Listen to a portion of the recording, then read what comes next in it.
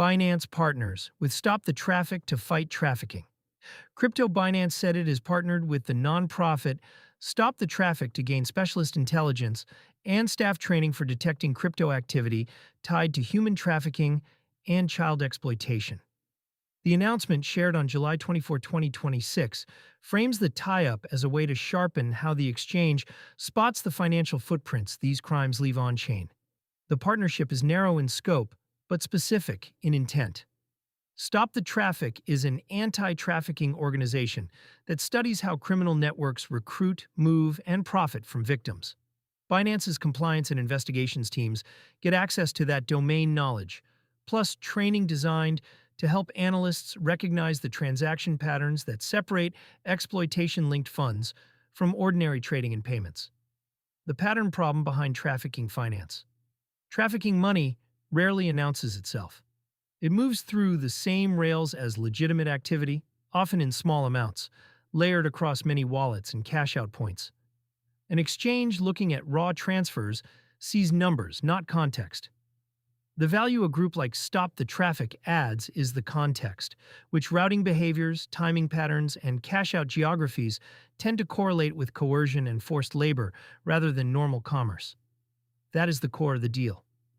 Blockchain analytics can trace where funds go, but interpreting whether a cluster of transfers reflects a trafficking operation still needs human expertise about how these crimes actually work.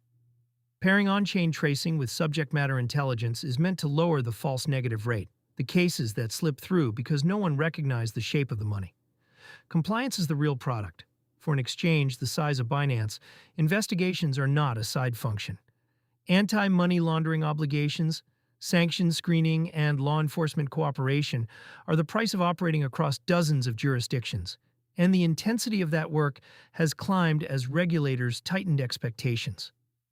A partnership aimed at a specific harm category fits a broader pattern across the industry, where large platforms increasingly bring in outside specialists rather than building every capability in-house. It also lands in a period when crypto firms are being held to sharper compliance standards. In the UK, new rules put crypto businesses at risk of severe penalties for failing to identify wallets linked to illicit activity. Pakistan recently stood up a dedicated crypto crime unit focused on money laundering. Against that backdrop, an exchange investing in better detection of the worst abuse categories is both a genuine safety step and a signal to regulators that it takes the mandate seriously. None of this changes how ordinary users interact with Binance day to day. The work happens in the background, inside compliance systems most customers never see. The practical effect, if it works as intended, is fewer trafficking-linked accounts operating undetected and more usable intelligence handed to investigators and law enforcement. On-chain transparency cuts both ways. The uncomfortable truth for criminals is that public blockchains keep a permanent record.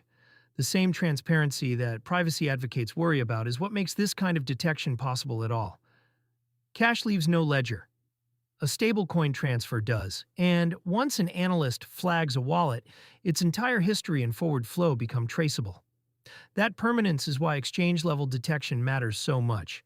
Most illicit crypto eventually needs an off-ramp to become spendable money, and centralized exchanges are the choke point where identity checks apply.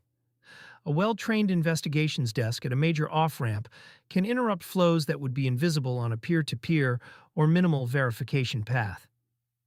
Improving detection at that choke point is arguably the highest leverage place to act.